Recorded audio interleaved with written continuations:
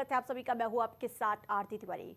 जेन जी वोटरों को साधने की नई सियासत का पहला चुनावी टेस्ट यूपी में होगा।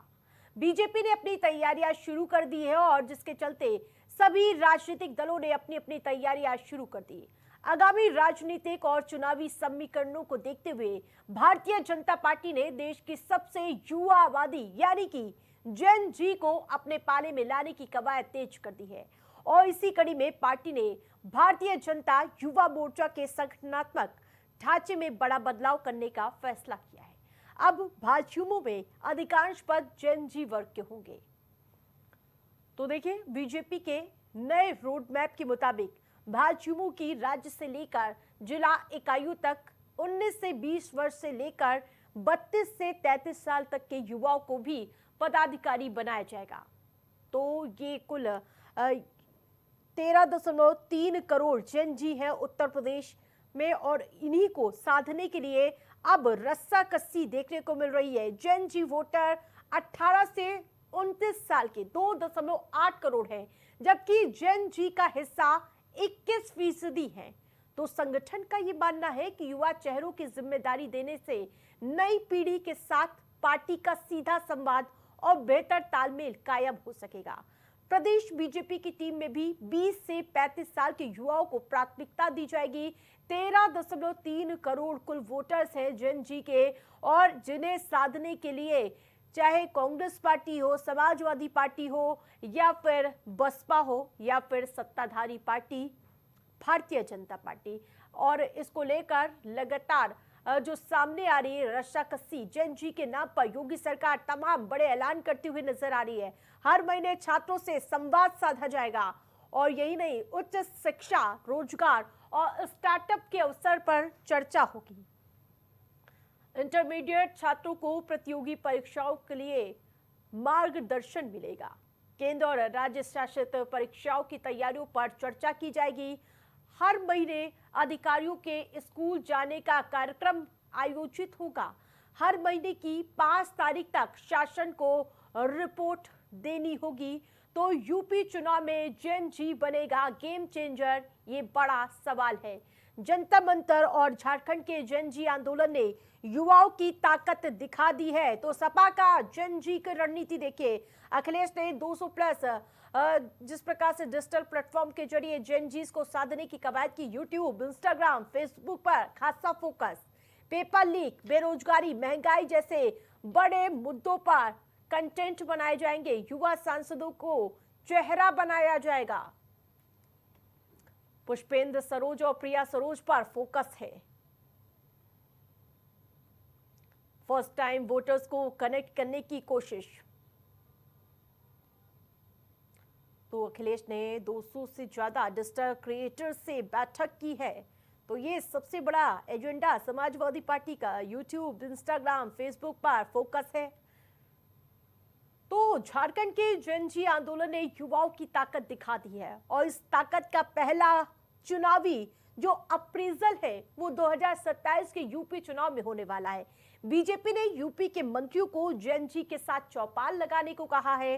बीजेपी की युवा टीम स्कूल, कॉलेज में जाकर छात्रों के साथ मिलने वाली है और जेन जी चौपाल करने वाली है। उधर बसपा ने आकाश आनंद के नेतृत्व में जेन जी को साधने की कोशिश शुरू कर दी है। जंतर मंतर प्रोटेस्ट को लेकर सक्रिय रहे अखिलेश यादव का इरादा भी साफ नजर आ रहा है। सवाल है कि क्या यूपी चुनाव में जेन जी बनेगा किंग मेकर। तो देखिए, जिस प्रकार से मैं लगातार कह रही हूँ, या समाजवादी पार्टी के भी हमने आपको स्ट्रैटेजी दिखाई कि डिजिटल क्रिएटर्स के साथ बैठक की गई है। फेसबुक, इंस्टाग्राम और तमाम जो सोशल मीडिया प्लेटफॉर्म है उस पर कैसे लोगों के घर तक के अपने आप की छवि को कैसे बेहतर तरीके से दिखाना है, कि कैसे समाजवादी पार्टी जेन जी को लेकर कितना ज़्यादा गंभीर है, उसको लेकर ये बड़ी बैठक की गई। तो दूसरी तरफ चौपाल लगाकर या फिर प्रधानमंत्री मोदी ने जो आइडियाज़ दिए हैं कि रील बनाइए, लोगों तक अपने विकास की बात करिए कि कैसे सरकार की प्रतिबद्धता जेन जी को लेकर है, और जंतर मंतर पर और झारखंड के जेन जी आंदोलन ने युवाओं की ताकत को दिखाया है। और यही वजह है कि सभी के मैनिफेस्टो में आज जेन जी की बात हो रही है और माना जा रहा है कि 2027 में इसका सबसे बड़ा जो परिणाम देखने को मिल सकता है और जो स्ट्रैटेजी भारतीय जनता पार्टी बनाती हुई नजर आ रही, क्योंकि माना जाता है कि भारतीय जनता पार्टी की मीडिया सेल सबसे ज्यादा ताकतवर मानी जाती है। लोगों तक कैसे पहुंच रहा है, जन चौपाल के माध्यम से जन जन तक कैसे पहुंच रहा है, वो सबसे बड़ी स्ट्रैटेजी भारतीय जनता पार्टी बनाती हुई नजर आ रही है। और तीसरी तस्वीर, मायावती आकाश आनंद के जरिए जैन जीज को लुभाने की कवायद कर रही है। तो जैन जी वोटरों को साधने की नई सियासत का पहला चुनावी टेस्ट माना जा रहा है कि उत्तर प्रदेश में ही होगा और बीजेपी ने इसके लिए अपनी तैयारियां शुरू कर दी है और जिसके चलते सभी राजनीतिक दलों ने अपनी अपनी तैयारियां भी शुरू कर दी है। धार देने की तैयारी कर दी गई है और आगामी राजनीति और चुनावी समीकरणों को देखते हुए भारतीय जनता पार्टी ने देश के सबसे युवा आबादी यानी जेन जी को अपने पाले में लाने की कवायद तेज कर दी है। लेकिन आप देख रहे होंगे बड़े मियाँ तो बड़े मियाँ, छोटे मियाँ सुभान अल्लाह, इस समय जेन अल्फा भी सड़कों पर उतरते हुए नजर आए। हमने इससे पहले आपको वो तस्वीरें दिखाई थी जब महोबा से जो तस्वीरें सामने आई, वो अपनी हक की आवाज बुलंद करते हुए नजर आए थे। तो कैसे प्रशासन से उनसे तीखी नोक-झोंक भी देखने को मिलता है, लेकिन पैनलिस्ट की मौजूदगी है, उनसे आपका तारुफ कराते हैं और चर्चा की शुरुआत करेंगे। तो भारतीय जनता पार्टी से हमारे साथ जुड़ चुके हैं और शमशी आजाद हमारे साथ जुड़ चुके हैं और समाजवादी पार्टी से राकेश प्रजापति जी हमारे साथ जुड़ चुके हैं। लेकिन राकेश प्रजापति जी, सबसे पहले आपका ही रुख करेंगे। एक तरफ भारतीय जनता पार्टी जन चौपाल तमाम स्ट्रैटेजी बनाती हुई नजर आ रही है, आपकी ओर से भी लगातार कवायद देखने को मिले। क्या जेन जी किंग मेकर होगा 27 में? ये पहली बात है कि जेन जी किंग मेकर है। अगर हम टोटल पॉपुलेशन का एक आंकड़ा देखें तो पूरे देश के अंदर जो 60% आबादी है वो 0 से 18 से 35 साल के नीचे है, ठीक है ना। जो ज्यादातर जो आबादी है 60% जो आबादी है वो 18 से 35 साल की नीचे। तो जेन जी तो हमेशा ही किंग मेकर रहा। रही बात तो जेन जी का यूटिलाइज करने की, जेन जी का की उपयोगिता की, तो समाजवादी पार्टी की जो राष्ट्रीय अध्यक्ष है ना अखिलेश यादव जी, जहां भी जाते हैं आपने देखा होगा युवाओं की कतारें वहां पर शुरू हो जाती हैं। और जिस तरीके से युवाओं में क्रेज, अगर मैं पूरे हिंदुस्तान को चैलेंज कर रहा हूँ, पूरे हिंदुस्तान में इतना क्रेज माननीय राष्ट्रीय अध्यक्ष अखिलेश यादव जी का है, इतना क्रेज पूरे हिंदुस्तान में किसी भी नेता का नहीं है। और वो जेन जी है, जेन जी ही है जो क्रेज है। बताइए जब हमारे राष्ट्रीय अध्यक्ष जी जाते हैं तो लोग छतों पर चढ़ जाते हैं, पेड़ की टहनियों पर चढ़ जाते हैं, खंभों पर चढ़ जाते हैं। आपने कई बार देखा होगा कहाँ कहाँ चढ़ जाते हैं। जब सभाएं चल रही होती हैं तो जो पोल होते हैं उन पोल पर चढ़ जाते हैं। पेड़ 1-1 किलोमीटर दूर होते हैं, 1-1 किलोमीटर दूर पेड़ों पर चढ़ जाते हैं। समाजवादी पार्टी हमेशा युवाओं का साथ लेकर के चलने का रही है। तो लेकिन भारतीय जनता पार्टी भी तो उतना ही दिखा रही है ना, है ना? भारतीय जनता पार्टी भी स्ट्रेटेजी बना रही है। माननीय नेताजी भी कहते थे, हमेशा कहते थे कि सरकार सत्ता उसी के पास होती है जिनके पास युवा कार्यकर्ता होते हैं। युवा कार्यकर्ताओं की कोई कमी नहीं है समाजवादी पार्टी के पास। इसीलिए उनके जो फ्रंटल है ना, देखिए फ्रंटल के नाम देखिए, समाजवादी युवजन सभा, युवाओं की सभा, समाजवादी छात्र सभा, छात्रों का संगठन है, मुलायम सिंह यूथ ब्रिगेड ईथ का है। तो कई हमारे 3 फ्रंटल पहले से चले आ रहे हैं जो ईथों पर काम करते हैं। समाजवादी पार्टी पहले से जेन जी को साथ लेकर के नहीं चल रही है, समाजवादी पार्टी हमेशा जेन जी को साथ लेकर के चलने का कार्य करती है। लेकिन साथ लेकर चल रही है, लेकिन जेन जी आपकी ही तरफ जाएंगे, ये कैसे कह सकते हैं? नहीं, ये तो देखिए इसलिए कह रहा है क्योंकि पिछले 2012 से 17 का कार्यकाल होता था ना, 12 से 17 के कार्यकाल में जितने रोजगार समाजवादी पार्टी ने दिए, इस तरीके का प्रदर्शन आपने एक भी नहीं देखा होगा। जिस तरीके से आज दिल्ली के अंदर हुआ और दिल्ली के अंदर जिस तरीके से यूथ लगातार प्रदर्शन कर रहा था, बताइए पूरे प्रदेश के अंदर लगभग 25 से 26 एग्जाम 25 से 26 एग्जाम के पेपर आउट हो चुके हैं। हाँ। आउट हो चुके हैं, परीक्षाएं नहीं हो पा रही है किसी भी तरीके की, रोजगार की स्थिति बहुत बद से बदतर हो चुकी है। नीट एग्जाम का हर एक आध साल बाद नीट ठीक है, एग्जाम लौटूंगे। हो जाता है। हाँ, जितने ठीक भी है। कंपटीशन एग्जाम है, उन कंपटीशन एग्जाम का पता ही ठीक है, शमशी competition आजाद exam भी का। हमारे साथ जुड़े। ठीक है, लौटूंगी। शमशी जी लगातार अब देख रहे हैं कि जैन जी को साधने के लिए कहीं जन चौपाल की बात कही जा रही है, तो कहीं उनकी शिक्षा की अच्छी बात कही जा रही है, लेकिन जब 9 साल से सरकार थी तब आप लोगों ने जैन जी की बात नहीं की। आज वो सड़कों पर उतरे हुए नजर आ रहे हैं। नाराजगी थी जल्दी में, हाँ। जो हमारे जनता उनके अंदर भी थी, लेकिन भारतीय जनता पार्टी ने उनको साधने के लिए सबसे पहले भारतीय जनता पार्टी युवा मोर्चा में जिस तरीके से अभी प्रदेश अध्यक्ष रोहित मिश्रा जी बनाया गया, उसमें यह कहा गया है कि उन लोगों को मौका दिया जाए जो 18 से 25 साल के हैं, उनको कम से कम भागीदारी दी जाए, ज्यादा से ज्यादा उनको जोड़ने का काम किया जाए और उनके लिए ऐसी योजनाएं बनाया जाए जिसमें यह है कि आने वाले समय में उनको रोजगार मिल सके, उनकी शिक्षा के स्तर में सुधार किया जा सके। हाँ। क्योंकि यही हमारे देश का भविष्य है। और आपने देखा होगा कि चाहे प्रधानमंत्री हो, चाहे मोहन भागवत हो, चाहे हमारे संगठन और हमारे मुख्यमंत्री उत्तर प्रदेश में योगी आदित्यनाथ ने पहले ही ये घोषणा कर रखी कि जो भी जनजी कहीं पर भी इकट्ठा होना चाहे, जनता कहीं पर भी इकट्ठा होना चाहे, तो वो हमारे अधिकारियों से बात करते हैं। अगर वो चाहेंगे तो हमारे संगठन के लोगों से बात कर सकते हैं, और अगर चाहेंगे तो हमारे मंत्रियों से ये वो तय करेंगे कि उनको कब और कहाँ बात करना है। हमारे नेता अधिकारी और जो मंत्री हैं वो उन तक संपर्क करने की कोशिश करेंगे और उन तक पहुंचेंगे, उनकी समस्याओं को त्वरित जो है हल करने की कोशिश की जाएगी। तो कहीं ना कहीं भारतीय जनता पार्टी के साथ आज जनजी जो है पूरी तरीके से जुटा। और आपने देखा होगा कि झारखंड में जब आंदोलन हो रहा था वहाँ पर भी भारतीय जनता पार्टी ने उनका पूरा समर्थन किया और उनके साथ लगातार खड़े रहे। वहीं दूसरी तरफ वो लोग जो दिल्ली में हो हल्ला बहुत ज्यादा मचा रहे थे, लेकिन जब झारखंड की बात आई तो वहाँ पर खामोश दिखे, वहाँ पर कोई बयान नहीं दिया, वहाँ पर जाने से कतराए। तो ये सारी चीजें कहीं ना कहीं जनजी के नाराजगी का भी कारण है विपक्ष के लोगों के साथ। आज कम से कम ये है कि जनजी ने झारखंड जैसी सरकार को जो है घुटनों पर लाने का काम किया, वहाँ पर 39 परीक्षाएं रद्द कराने का काम किया। तो ये बहुत बड़ी ताकत के रूप में उभरे हैं। तो सभी पार्टियां चाहेंगी कि भाई जनजी एक बड़ा तबका है और उनकी तरफ आकर उनको जुटे, उनसे आकर्षित हो, ताकि वो उसका लाभ उठा सके, उनको जो है मतों में उसको कन्वर्ट कर सके। और उसके बाद जो 2027 के चुनाव में जब चुनाव हो तो ये लोग जो है उस पार्टी को जिताने का काम करें। तो ये है कि भारतीय जनता पार्टी कहीं ना कहीं इन लोगों के मुद्दों को, जनजी के मुद्दों को, क्योंकि सबसे पहले इनका मुद्दा होता है शिक्षा का, तो शिक्षा के स्तर में सुधार करने बिल्कुल। राकेश जी, आपने देखा होगा दोनों तरफ से, चाहे विपक्ष हो या फिर सत्ता पक्ष, दोनों ही ओर से जैन जी की बात हो रही है। लेकिन आज मैंने मेरठ से तस्वीर देखी जब जैन अल्फा के लोग अपनी हक की बात करने के लिए सड़कों पर उतर रहे हैं। कोई वो शौक से तो अपनी पढ़ाई लिखाई छोड़कर सड़कों पर तो उतरे नहीं होंगे।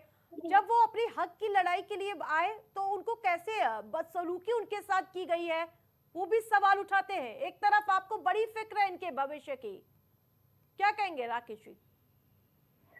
देखिए, मैंने पहले ही कहा कि ये भारतीय जनता पार्टी के लोग केवल और केवल लोगों को भावनाओं के साथ खेलने का काम करते हैं।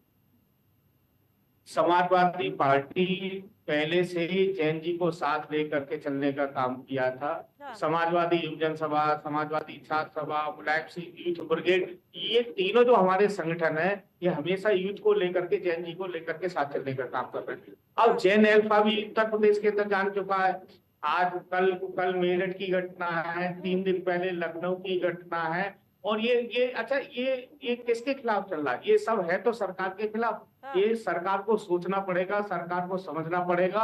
आने वाले समय में जिस दिन जैन अल्फा, जैन डी और जैन बीटा, जैन गामा, ये सब जिस दिन चाप गए, उस दिन भारतीय जनता पार्टी सरकार को उखाड़ फेंकने का काम करेगी। शमशी जी, सवाल तो आपसे ही होना चाहिए कि इस तरह की अफसरशाही कैसे बेलगाम हो गई? जिन बच्चों को समझाना चाहिए, दुलारना था, पुचकारना था, उनको किस तरह से धमकी दी जा रही है?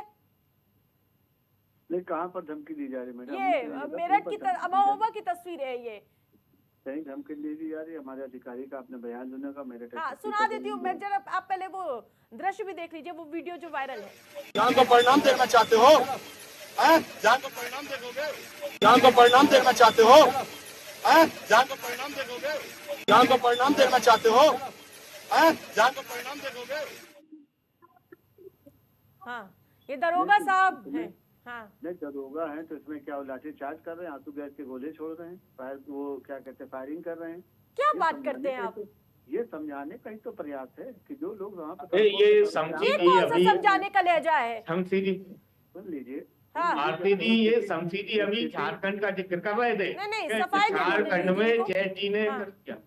हाँ, शमशी जी, लेकिन लात मार के आप इन्हें समझाएंगे। दिल्ली का याद नहीं रहा। प्रशासन जब कहीं पर प्रशासनिक अधिकारी जो होते हैं उनके कंधों पर जिम्मेदारी होती है और वो भी अगर थोड़ा सा सख्ती न दिखाएं, न उन्होंने वहाँ पर तो मतलब कि सरकार ने कहा है जाके लात मारो जो प्रदर्शन करने आएंगे, हक की बात करने आएंगे तो लात मारने का काम या कहीं थप्पड़ मारने का काम, कहीं जो है लाठी चलाने का काम, कहीं गोलियां चलाने का काम, कहीं वाटर कैनन का काम, कहीं आंसू गैस के गोले, कहीं पर ऐसा नहीं हो। ये सारी चीजें झारखंड में हुई, यहाँ पर झारखंड में तो इतना कुछ हुआ कि लड़कियों के कपड़े तक फाड़े गए, लेकिन सभा के नेता अखिलेश यादव या राहुल गांधी ने इस पर बयान देने फिर के लिए विपक्ष पे आ गए आप मौन व्रत रख लिया। अपनी जवाबदेही दीजिए ना। 9 साल से आपकी सरकार है, बच्चों को सड़कें नहीं मिल पा रही है, अच्छी शिक्षा नहीं मिल पा रही है, तो आज सड़कों पर उतरे। शौक तो है नहीं उन्हें किसी का, सड़कों पर क्यों उन्हें राजनीति करनी है? उनकी बातों को माना गया, उनका समर्थन किया गया, ऐसा नहीं कि हाँ समर्थन किया गया। देखा तो पैर उनको पीटा जा रहा है। नहीं, कहीं पीटा नहीं गया, कहीं पीटने की कोई खबर नहीं, कोई समाचार नहीं। आप अपने चैनल पर दिखलाइए पीटा जा रहा हो किसी को तो। तस्वीरें मैंने आपको दिखाई है सर, तस्वीरें दिखलाई है, वो पीटने की तस्वीर नहीं है। आपने वो भी दिखलाया होगा, कोई पीटने की तस्वीर नहीं, उसमें लाठियां चल रही ना, उसमें जो है गोलियां चल रही हैं। हाँ, राकेश जी जाने की बात थी, आइए राकेश जी, क्योंकि इसमें विपक्ष जो है विपक्ष उनको भड़काने का काम करने लगता है। शमसी जी से पूछना चाहता हूँ, शमसी जी, विपक्ष चाहता है कि 69,000 शिक्षक भर्ती के बारे में बताया आपको? इनके जरिए जो है 68,500 शिक्षक की भर्ती के बारे में पता है क्या? वो जैन जी नहीं है, वो सारे जैन जी हैं। 69,000 शिक्षक भर्ती में 18,000 पिछड़ों के पदों पर डकैती डालने का काम किया गया। 68,500 शिक्षक भर्ती में पिछड़ी जाति के आरक्षण ही नहीं है, पिछड़ी जाति को आरक्षित श्रेणी में ही नहीं माना गया। हाँ। उसमें भी 12,000 शिक्षक पदों को पर डकैती डालने का काम किया गया। ये जैन जी नहीं है क्या? हाँ। और सुनिए आरती जी, हाँ। इस प्रदेश के अंदर शिक्षा मित्रों ने हजारों शिक्षा मित्र महिलाओं ने मुंडन कराने का काम किया था। मुंडन आपने भी शायद कवर किया होगा उसको, लखनऊ के अंदर इको गार्डन में। ये कितना अपमान किया है। और बताइए, जो भी व्यक्ति जो भी युवा जब भी लखनऊ के अंदर जाकर के जब भी धरना प्रदर्शन करता है, ये लोग क्या कहते हैं, क्या करते हैं उनके साथ? इस तरीके से घटना करते हैं। ये पूरा देश देख रहा है, ये पूरा प्रदेश देख रहा है। आज जैन जी का जितना अपमान उत्तर प्रदेश के अंदर भारतीय जनता पार्टी ने किया है, इतना अपमान कभी भी किसी ने नहीं लेकिन किया। राकेश प्रजापति जी, आप लोगों का भी थोड़ा सा वो कंफ्यूजन है, पीडीए का कभी फुल फॉर्म लाते हैं लेकिन शिक्षा की बात क्यों नहीं करते? अभी हमने देखा संसद का सत्र किस तरह से बर्बाद हुआ, पूरे करोड़ों रुपया खर्चा हुआ, वहां आप लोगों ने शिक्षा की बात क्यों नहीं की? नहीं, शिक्षा का जो यूनिवर्सिटी खोली थी ना, देखिए रुकना होगा शमशी जी, अभी राकेश जी से सवाल है। हाँ आरती जी, हम तो हमेशा शिक्षा की बात करते हैं। हमने लैपटॉप बांटने का काम किया, हमने कन्या विद्याधन बनाने का काम किया, हमने बहनों को बच्चियों को साइकिल देने का काम किया। हमने जो इंटर पास लड़कियां होती थी उन्हें कन्या विद्याधन योजना के रूप में 30,000 रुपए देने का काम किया। इनकी कोई एक योजना ऐसी बता दे जो छात्र छात्राओं के लिए हो। हमारी सरकार में पेपर आउट होना तो छोड़िए, कोई पेपर आउट तो इनकी सरकार में कोई पेपर हो ही नहीं रहा है, कोई नहीं पा रहा है। हाँ, तो आपकी सरकार में बताते तो आरोप लगते कि परिवारवाद होता था, परिवार को ही भर्ती में लिया जाता था, ये भी तो आरोप लगते हैं। ये परिवारवाद का आरोप वो लोग लगा रहे हैं जिनके जो खुद परिवारवाद में है। बताइए, राजनाथ सिंह का परिवार कहाँ पर है, अमित शाह का परिवार कहाँ पर है, सब तो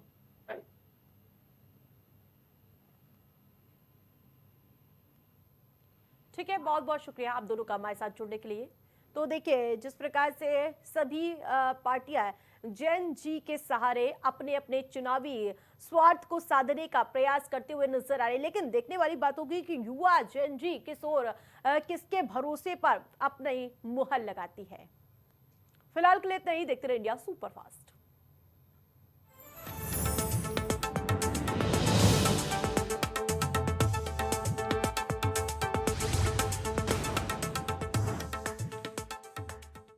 हिमालय की खूबसूरत वादियों में बसा उत्तराखंड, जहां सैकड़ों युवा उद्यमिता और नवाचार से आत्मनिर्भरता की नई कहानी लिख रहे हैं। प्रधानमंत्री नरेंद्र मोदी के मार्गदर्शन और मुख्यमंत्री पुष्कर सिंह धामी के दूरदर्शी नेतृत्व ने युवाओं के सपनों को पंख लगाए हैं। राज्य में स्टार्टअप नीति लागू होने के बाद से उत्तराखंड छोटे उद्यमों का हब बनता जा रहा है। स्पंदन नाम की बेहद छोटे आकार की ये portable ECG device health sector में एक क्रांतिकारी इनोवेशन है। इसे देहरादून के स्टार्टअप सनफॉक्स टेक्नोलॉजी ने विकसित किया है। अंतर्राष्ट्रीय स्तर पर भी उत्तराखंड के इस स्टार्टअप ने अपनी छाप छोड़ी है। उत्तराखंड सरकार जो स्टार्टअप पॉलिसी लाई है उससे हम लोग बहुत ही खुश हैं। हम एज अ सनफॉक्स रोजगार दे पा रहे हैं। ऐसे कई सारे जितने भी उत्तराखंड के स्टार्टअप हैं काफी लोगों को रोजगार दे पा रहे हैं। इसी तरह इलेक्ट्रिक और पेट्रोल गो कार्ट्स के निर्माण में उत्तराखंड के स्टार्टअप फ्लक्स मोटर्स ने देश भर में पहचान बनाई है। ये स्टार्टअप 2021 में शुरू हुआ था। उत्तराखंड में शुरू करने का मेजर एक रीजन ये था कि यहाँ की पॉलिसी जिस तरीके से सपोर्ट करती है हम स्टार्टअप्स को, और जिस तरह का इंक्यूबेशन सेंटर यहाँ पे गवर्नमेंट के थ्रू बहुत ज्यादा सपोर्ट मिलता है हमें यहाँ पे स्टार्टअप को ग्रो करने में। IT, health, robotics, electric vehicle, tourism जैसे क्षेत्रों में सैकड़ों स्टार्टअप नवाचार, हुनर और उद्यमिता में उत्तराखंड की बढ़ती साख के प्रतीक बन रहे हैं। स्टार्टअप नीति के तहत स्टार्टअप को वित्तीय मदद देने के लिए राज्य सरकार ने 200 करोड़ रुपए का फंड बनाया है, जिससे स्टार्टअप्स अपने व्यवसाय को बड़े स्तर पर विस्तारित कर सकेंगे। स्टार्टअप के लगातार विस्तार से न सिर्फ युवाओं की नवाचारी सोच को नया आयाम मिल रहा है, बल्कि हजारों युवाओं को प्रदेश में ही रोजगार के अवसर भी मिल रहे हैं। स्टार्टअप का हब बन रहा उत्तराखंड, उद्यमिता में आगे बढ़ रहा उत्तराखंड।